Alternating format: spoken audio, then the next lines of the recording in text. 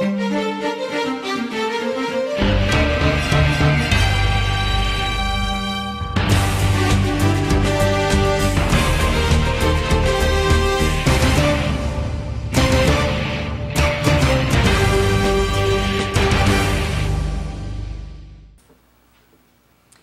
first of all, thank you. Thank you, Sebrai, for the initiative and for the organization of these 2 days. Thank you, Ana Carla Fonseca, for this invitation. Thank you for inviting a so small museum in a so small village. Ornu is a 3,000 inhabitants village in a small country, Belgium. So at the Brazilian scale, I guess it seemed a little bit ridiculous. So thank you very much. C'était courageux. And thank you for allowing me to talk in my mother language, French, because as Ana Carla told you, I was very recently appointed as director of Grand Ornu Image. So all this is very new for me, and the programmation that I try to set up is still a work in progress, so I will feel more comfortable in French. Alors avant tout, je voudrais vous donner peut-être quelques mots d'explication sur l'histoire du Grand Ornu. C'est une ancienne mine. C'est important pour moi de vous parler un petit peu de cette histoire parce qu'elle est vraiment déterminante dans l'identité tout à fait particulière de ce lieu. Donc cette ancienne mine, son histoire remonte au 19e siècle. En fait, elle remonte bien plus tôt, mais ça nous entraînerait un petit peu trop loin. Donc démarrons avec le 19e siècle où un entrepreneur français, Henri de Gorge, un véritable visionnaire, un entrepreneur qui était aussi un paternaliste, un esprit très rationnel, ce qui était typique de cette époque au 19e, et qui a donc racheté cette ancienne mine de charbon. Alors, son projet était un projet de cité idéale qui était basé à la fois sur une recherche de profit et sur l'objectif de créer véritablement quelque chose d'idéal au niveau social. C'est intéressant de voir qu'au 19e déjà, je pense qu'aucun projet, aussi utopiste soit-il, ne peut exister s'il ne trouve un équilibre économique. La construction du site du Grand Ornu remonte à 1816. Elle s'étale sur plus de 15 ans, donc de 1816 à 1830-1835. Les premiers immeubles sont attribués à un architecte français, François Aubin, mais la plupart des bâtiments sont attribués à un architecte belge. C'était Bruno Renard, quelqu'un d'important, d'influent, architecte officiel de la ville de Tournai, dont il a véritablement changé le paysage urbain. Il a fait ses études à Paris, où il a été en contact avec les architectes les plus célèbres à l'époque. Il a été influencé par le néoclassicisme, et si on observe la composition du site du Grand Ornu, ainsi que l'ornementation des façades, on constate clairement qu'il y a cette influence d'une architecture classique et d'une culture renaissance italienne. Alors les activités économiques du Grand Ornu touchent à leur paroxysme en plein milieu de la révolution industrielle, à une époque où le Hainaut était la seconde puissance industrielle au monde, alors qu'aujourd'hui le Hainaut est devenu la province la plus pauvre de Belgique. Voilà, mais c'est important de rappeler ça et de rappeler que Grand Ornu, en tant que charbonnage, a été une des entreprises les plus florissantes au moment où la Belgique gagnait son indépendance en 1830. Pourquoi? Eh bien parce que Henri de Gorge, donc ce fondateur visionnaire, était quelqu'un qui était fondamentalement passionné par l'innovation et les nouvelles technologies. Donc il a, au Grand Ornu, inventé plusieurs nouvelles machines, mis en place des nouvelles techniques d'extraction du charbon. C'est là aussi que le premier chemin de fer privé a été construit. C'est quelqu'un qui, par exemple, quand il était confronté au coût de production des machines, eh bien c'est pas difficile, il construisait son propre atelier pour pouvoir fabriquer, à moindre coût bien sûr, ses propres machines. Autour du Grand Ornu, autour du site industriel, il y a ce qu'on appelle chez nous le coron. C'est un terme que les Belges et les Français du Nord connaissent bien. Les corons, ce sont les habitations des ouvriers. Alors, Henri de Gorge a vraiment voulu fournir à ses ouvriers des conditions de vie optimales en leur offrant des habitations qui étaient saines, qui étaient construites en solide, qui étaient pourvues avec de l'eau chaude, ce qui était exceptionnel à l'époque, qui avait des jardins. Dans la cité, il a également fondé une école, une salle de fête, une pharmacie, des bains publics, une boulangerie. Donc vraiment, il a essayé de créer un microcosme qui soit le plus agréable possible pour ses ouvriers. Donc à la fois motivé par certainement des raisons sociales et humaines, mais aussi pour essayer de fidéliser une main-d'œuvre qui avait tendance à aller se vendre au plus offrant. Ces maisons, après la fin des activités industrielles et la fermeture de la mine, elles ont été revendues aux propriétaires de l'époque à des conditions accessibles, ce qui fait qu'aujourd'hui, les 450 maisons sont encore toujours là. Elles ont été modifiées par leurs propriétaires récents, mais elles sont toujours là et elles ont été classées avec le site du Grand Ornu à l'UNESCO, et j'y reviendrai parce que c'est quelque chose d'important. La période d'après-guerre a été critique pour le Grand Ornu, notamment après la signature du traité pour la communauté du charbon et de l'acier en 1954. Donc, les activités industrielles ont cessé, la mine a été abandonnée et elle a évidemment souffert à la fois des éléments et à la fois de vandalisme. Elle n'est restée vraiment qu'une ruine quand, au début des années 60, quelques passionnés ont décidé de reprendre ce site et vraiment de lutter contre la destruction qui l'attendait. Une grande surface venait d'acheter un terrain à côté et ils imaginaient bien raser le site du Grand Ornu pour y construire le parking. Donc grâce à cette poignée de passionnés et notamment grâce à un architecte privé, Henri Guchet, qui a racheté le site et qui a pu sauver donc ce site d'une destruction par les promoteurs immobiliers. Donc le site a pu être sauvé. Il a été racheté en 89 par la province de Hainaut, donc qui a racheté à cet architecte le site du Grand Ornu et qui a entamé plusieurs phases de rénovation.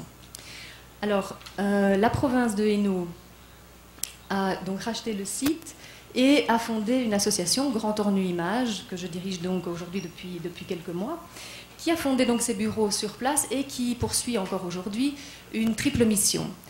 La conservation du patrimoine, l'organisation d'activités culturelles et d'une activité touristique. Alors, au fil du temps, la programmation culturelle de Grand Ornu s'est spécialisée dans le design. Alors, pourquoi le design?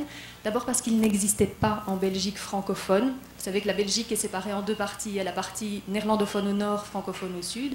Il n'existait pas dans la partie francophone de structure dédiée au design, donc il y avait vraiment une place à prendre au niveau culturel à ce niveau-là.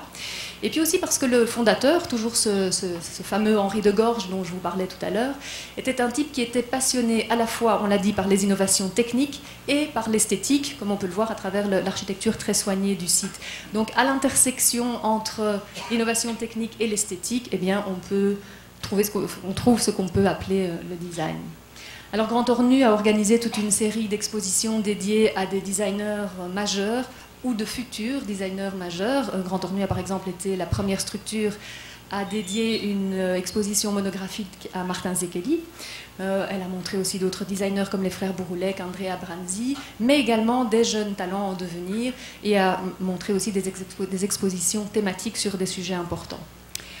En 1990, voilà une autre étape de l'histoire de Grand Ornu. La communauté française de Belgique, cette fois, décide de fonder un musée d'art contemporain sur le site. Alors ça permet de terminer les travaux de rénovation du Grand Ornu qui ont pris des dizaines d'années et d'y ajouter une aile contemporaine qui est l'œuvre d'un architecte belge, Pierre Eblink, qui est vraiment un des acteurs fondamentaux du renouveau de l'architecture contemporaine en Wallonie. Donc aujourd'hui sur le site du Grand Ornu, donc sur cet ancien charbonnage, cohabitent deux structures, Grand Ornu Images d'un côté dédié au design et le MAX, donc musée d'art contemporain de l'autre. Nous sommes fiers d'accueillir chaque année 70 000 visiteurs, ce qui, évidemment, à votre échelle, doit paraître très peu, mais pour un musée qui est tout à fait décentré par rapport à la capitale, par rapport aux grandes villes, par rapport aux transports en commun, c'est déjà pas mal et on peut bien sûr encore mieux faire. Alors depuis le 1er juillet de cette année, Grand Ornu est classé au patrimoine mondial de l'UNESCO. À cette occasion, il y a une fondation qui a vu le jour et qui a en charge non seulement la conservation et la restauration de ce site, mais aussi la rénovation du coron, donc de ces maisons d'ouvriers dont on parlait tout à l'heure. Et ça, c'est quelque chose de véritablement important parce que donc ces 450 maisons, ce sont 450 propriétaires privés qui n'ont peut-être pas demandé d'être classés à l'UNESCO et à qui on impose aujourd'hui toute une série de contraintes dans la conservation et dans l'entretien de leurs maisons. Donc il y a tout un travail de médiation avec ces populations locales que Grand Ornu doit entreprendre également. Donc il y a vraiment une mission d'information, d'aide à la recherche de fonds aussi. Donc ça c'est vraiment le côté pragmatique que doit relever cette fondation. Donc je pense que l'enjeu social est vraiment quelque chose de fondateur dans les missions du Grand Ornu. Alors le classement à l'UNESCO, bon forcément c'est une consécration, c'est un label, c'est quelque chose de très glorifiant presque je dirais, mais c'est aussi avant tout un engagement, parce que maintenant c'est à nous qu'il incombe de transmettre ce patrimoine aux générations futures. Et ça je pense que la transmission, elle ne peut pas se faire juste en conservant un bâtiment historique aussi beau soit-il, je pense qu'il faut vraiment insuffler une nouvelle vie, insuffler une nouvelle raison d'être à ce patrimoine. Et donc pour Grand Ornu Images, cette nouvelle raison de vivre, c'est le design. Alors le design dans lequel je crois moi, et qui est le design que je souhaite montrer au Grand Ornu, c'est un design qui œuvre en tant que vecteur de changement sociétal. Je m'explique. Le design a toujours été le reflet d'une société, et aujourd'hui, l'image que montre le design, c'est celle d'une société qui est en pleine mutation et qui voit émerger une génération toute jeune. Je pense que c'est la génération d'une partie d'entre vous, de designers qui sont nés dans les années 80. Je suis d'ailleurs curieuse de savoir qui est né dans les années 80 ici, dans le fin des années 70, années 80. Ben parfait, bravo, c'est vraiment... C'est cette génération-là, et vous êtes majoritaire, il me semble, c'est vraiment cette génération-là qui est en train d'opérer un véritable bouleversement dans le monde du design, non seulement au niveau culturel, mais aussi, je pense, au niveau industriel. Alors, ces enjeux aujourd'hui dont on parle beaucoup dans le design, j'estime que je suis très chanceuse de pouvoir assister à ce déplacement des priorités qui étaient autrefois accordées à la production, à une priorité qui aujourd'hui est dédiée plutôt à la culture, au processus, à la réflexion sur les outils et aux enjeux sociaux et humains. On en a parlé tout à l'heure, je pense notamment à la présentation de Kelly pour Indaba Design. Donc il y a vraiment quelque chose d'important qui est en train de se passer. Et parmi tous ces phénomènes, dont certains ont déjà été évoqués plus tôt aujourd'hui, ou par Satyen Rapakale hier aussi, il y a le design de service, il y a le design social, il y a la co-création et l'open source. Alors l'open source, je ne sais pas si c'est vraiment nécessaire que je réexplique, mais peut-être très rapidement, donc c'est ce partage en ligne de logiciels informatiques. Donc en musique, on connaît tout ça, bien sûr, mais donc dans le design, c'est le partage d'un fichier qui est la représentation d'un objet et qu'on livre, que le designer livre ou vend sur la toile avec ses codes sources, donc avec la possibilité de s'approprier le fichier, de le modifier et puis de le redistribuer. Alors, moi, ce qui m'intéresse là-dedans, c'est que c'est véritablement un bouleversement de tout le système économique qu'il y a derrière le design. Dans le système open source, tout ce qui est, on n'a plus besoin d'éditeurs, on n'a plus vraiment besoin de distributeurs, ni de revendeurs. Le rôle de l'utilisateur est fondamentalement modifié aussi. Le rapport de l'utilisateur à l'objet est modifié aussi. Le rôle du designer, avec toutes les questions que ça soulève au niveau de la propriété intellectuelle. Mais tout ça, ce sont des changements, des bouleversements qui sont assez importants et qui sont à l'œuvre dans la communauté du design aujourd'hui. Je reviens par exemple de la Biennale d'Istanbul. Une des principales expositions de cette biennale accordait une grande place à ce phénomène d'open source. Et je pense, d'après ce qu'on m'a dit, que la biennale qui a lieu ici en ce moment accorde aussi une place à ces phénomènes. Je ne l'ai pas encore vu, hélas, ce sera pour demain. Mais donc c'est ce qu'on m'a rapporté. Et je pense qu'effectivement, c'est un mouvement de fond qui se retrouve sur tous les continents. La première exposition que je vais organiser au Grand Ornu, Space Oddity Design Fiction, est une exposition qui explore les rapports entre le design et la science-fiction. Alors, ce n'est pas pour le plaisir de faire de la publicité pour l'exposition du Grand Ornu, mais c'est parce que je pense que la science-fiction, même si l'action se passe dans une uchronie, donc soit dans un futur spéculatif, soit dans un passé imaginaire, la science-fiction, elle est avant tout ancrée dans le présent. Pensez à des films de science-fiction comme 2001, Odyssée de l'espace. Mais finalement, c'était un film qui se voulait futuriste. Quand on le regarde aujourd'hui, mon Dieu, qu'est-ce que c'est daté, qu'est-ce que c'est dépassé et ringard. Et le contenu de cette exposition, dans 10 ans, dans 5 ans même, ça paraîtra complètement dépassé. Mais bon, voilà, c'est le jeu. Ceci dit, quand on parle de science-fiction, on se réfère, évidemment, on pense tout de suite au Space Age, aux années 60. Forcément, la majorité d'entre vous n'ont pas connu ces fameuses années 60, la conquête spatiale. Juillet 69, où 125 millions de personnes ont regardé en direct les premiers pas de l'homme sur la Lune. C'était quelque chose de fascinant. Et qui s'est traduit après dans le design, dans l'architecture, dans la mode, dans les accessoires, dans la musique, dans le cinéma, donc à tous les niveaux de la vie. Mais là, l'image que vous voyez là, c'est un clip de Bowie en 68, Space Oddity, clairement influencé du film 2001 Odyssée de l'espace. C'est juste un petit clin d'œil parce que l'exposition ne contiendra que des projets qui datent d'après 2004, donc des choses véritablement récentes. Ce qui est intéressant dans la science-fiction aussi, c'est que vous avez d'une part, la science-fiction, elle est composée de deux choses. Il y a la recherche scientifique et l'anticipation d'un côté, et puis il y a la fiction, il y a le pouvoir de l'imaginaire de l'autre.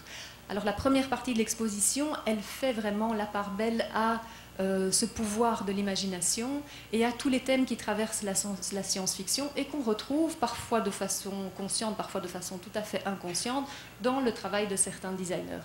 Donc vous voyez ce ballon ici, c'est le travail de Vipskov et Menius, donc un designer et un artiste danois et suédois. À votre avis, qu'est-ce que c'est? C'est assez grand, ça fait 3 mètres. Et ça, en fait, ça n'a pas d'importance de savoir ce que c'est. C'est finalement une évocation. Ça pourrait être une sonde avec son parachute qui se pose sur une planète inconnue. Ça peut être la citation aussi d'un travail de Super Studio. Je ne pense pas que vous ayez connu ça non plus. C'était dans les années 70. Super Studio était un groupe de penseurs, d'architectes radicaux et qui travaillaient beaucoup sur la science-fiction et notamment sur les rapprochements entre différentes planètes et la Terre. Donc c'était quelque chose de très utopique. Et Super Studio, dans les années 70, crée un film, Architectura Interplanetaria, et il y a dans ce film des scènes, des objets qui ressemblent très fort à ceci. Donc quelque part, on est quand même tous marqués par cette esthétique des années 60, l'influence de la conquête spatiale dans les années 60 qui a vraiment été quelque chose de fondamental. Dans les thèmes de la science-fiction, il y a aussi l'anticipation. Alors ici, ce sont des projets de Dune et Raby. Dune et Raby, ce sont des designers anglais. Et là, il s'agit d'un projet qui s'appelle Foragers, donc ça signifie les butineuses. Ils imaginent, ils projettent en fait notre monde dans quelques dizaines d'années, dans un futur qui n'est pas tellement éloigné. Une planète surpeuplée qui n'arrive plus à produire assez de ressources alimentaires pour nourrir tout le monde. Et donc ils imaginent des dispositifs, vous voyez ces objets verts qui sont là, qui sont des objets à la fois mécaniques, électroniques et qui font appel à la biologie synthétique, donc qui travaillent à partir de bactéries. Et ces instruments, ces machines, permettent en fait de maximaliser toutes les ressources nutritives qu'on trouve dans l'environnement urbain. Alors on se demande évidemment, mais est-ce que ça existe? Et c'est la question qu'on me pose souvent, est-ce que ça existe, ces espèces de machins verts? Ça n'a pas beaucoup d'importance. Ce qui existe, ce sont les recherches, notamment en biologie synthétique. Ces recherches sont des recherches scientifiques et le rôle du designer, des deux designers ici, c'est de visualiser, de pouvoir donner quelque chose de tangible, d'incarner ces recherches qui sont finalement très abstraites pour le grand public, de les incarner dans des objets qu'on peut nous s'approprier et avec lesquels on peut entretenir une relation.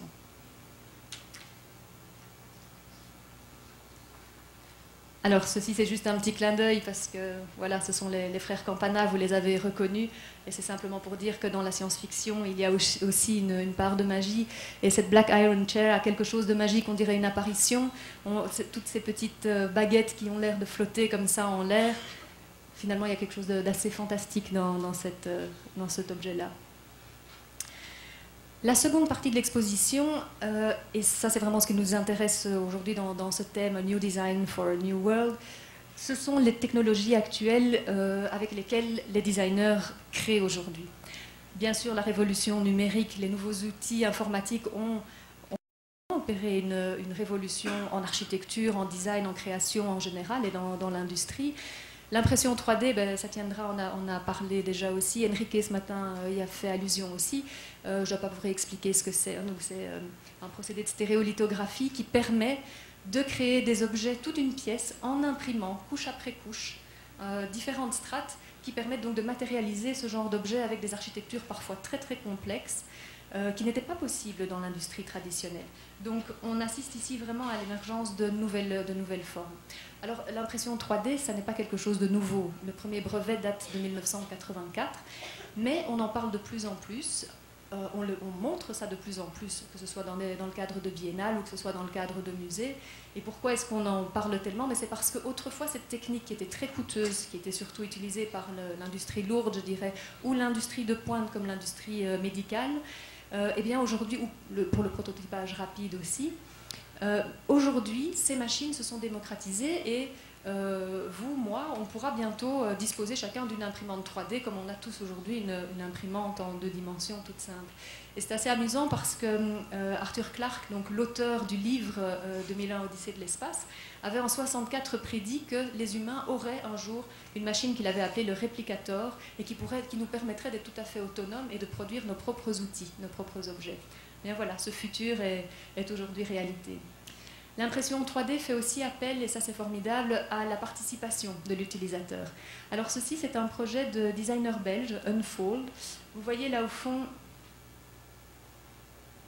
Ah, je ne sais pas si ça fonctionne. Ah oui, voilà. Ici, au fond, vous voyez l'imprimante 3D. Vous voyez ici l'objet virtuel qui se trouve devant vous, un vase.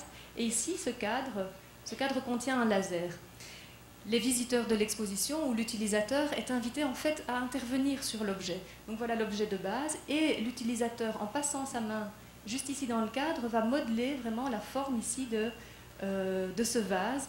Donc va véritablement le personnaliser. Je pense que la période qui nous attend maintenant, c'est une customisation et une personnalisation des projets de design. Et après, eh bien, cet objet sera imprimé ici par l'imprimante 3D. Dans la réflexion qui est aujourd'hui permise par ces nouveaux outils, comme l'impression 3D, il y a aussi une recherche de la part de cette jeune génération de designers sur un design qui soit plus durable. Alors je pense qu'aujourd'hui, c'est plus la peine d'agiter un petit drapeau, je fais du design écologique, je fais du design durable. Ce sont des réflexions qui sont, je pense, tout à fait intégrées, je pense en tout cas, dans les démarches de votre génération. Dirk van der Kooi, un Hollandais, est quelqu'un qui a travaillé sur l'idée du recyclage. Donc le robot que vous voyez là à l'œuvre, c'est un ancien robot industriel qui était destiné à la casse, qu'il a récupéré, qu'il a équipé avec ses logiciels CAO, donc CAO pour conception assistée par ordinateur, et donc qui lui permet d'imprimer en 3 dimensions, donc presque un petit peu comme quand on fait une petite tourelle de chantilly. Donc couche après couche, la matière est déposée et finit par former une table, une chaise, une lampe. Et ce qui est intéressant là-dedans, c'est que donc non seulement le robot, c'est de la récupération, mais la matière qu'il utilise, c'est aussi de la récupération de carcasses de frigos. Donc des anciens frigos qui sont partis à la casse, il les fait fondre, et cette matière sert à créer de nouveaux objets, donc tables et chaises. Alors ceci, ça c'est une machine que je vous montre là. On part de nouveau de cette nouvelle technique d'impression 3D. On y intègre de nouveau une réflexion de la part du designer.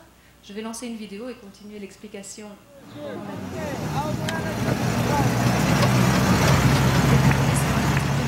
vous expliquer. Donc Markus Kaiser, jeune designer aussi né dans les années 80, d'origine allemande, qui a fait des études au Royal College of Art, est parti de l'idée que dans une planète où effectivement les ressources naturelles deviennent de plus en plus rares, parler encore de production, c'est faire appel aux ressources qui sont disponibles, si possible gratuitement, et en tout cas en très grande quantité. Donc il est parti de l'idée que dans le désert, eh bien, ces ressources existent. Il y a le sable qui est disponible en quantité quasi infinie, et puis il y a la ressource naturelle et gratuite et toute puissante, celle du soleil. Et donc il a mis au point cette machine qu'on avait vue et qu'il est en train d'amener là à l'écran, que je trouve tout d'abord séduisante, surtout dans l'idée d'une exposition sur la science-fiction, parce qu'elle a une esthétique qui est tout à fait low-tech, une esthétique un peu mécanique, comme ça, qui rappelle presque un petit peu la science-fiction du 19e siècle, comme elle était illustrée par exemple dans les livres de Jules Verne. Alors cette machine, eh bien, à quoi elle va lui servir? Vous voyez là, la lentille, là ceci ici, hein. Ça c'est une lentille solaire, une lentille à travers laquelle les rayons du soleil vont passer et vont venir frapper sur un plateau qu'on voit ici et qui est rempli de sable. L'action de ce rayon de soleil concentré sur le sable va faire fondre le sable. Selon un mouvement qui est donné ici par l'ordinateur qu'il est en train d'installer ici, le plateau rempli de sable va se mettre à bouger sous ce rayon du soleil, et petit à petit, vous allez voir comment ça se passe, petit à petit, le sable va fondre et va finir par former un objet en 3 dimensions. L'énergie, le peu d'énergie qui est nécessaire pour faire fonctionner cet ordinateur et faire bouger le plateau qui est ici, eh bien, encore une fois, c'est l'énergie solaire qui est captée ici par ces panneaux solaires. Voilà, là je vous laisse apprécier la beauté de cette machine qui, je vous dis, a ce côté tout à fait, oui, tout à fait mécanique, qui fait un petit peu penser à ce design du 19e siècle. On peut remettre le son.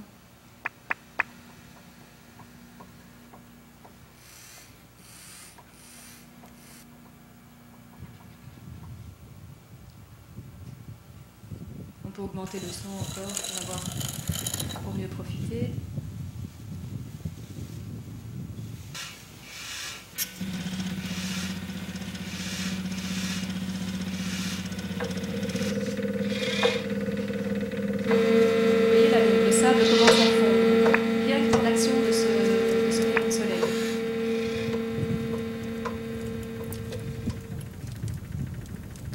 De ce sable qui fond. Ça n'est que du verre, hein, du sable fondu, et là, on est en pleine science-fiction.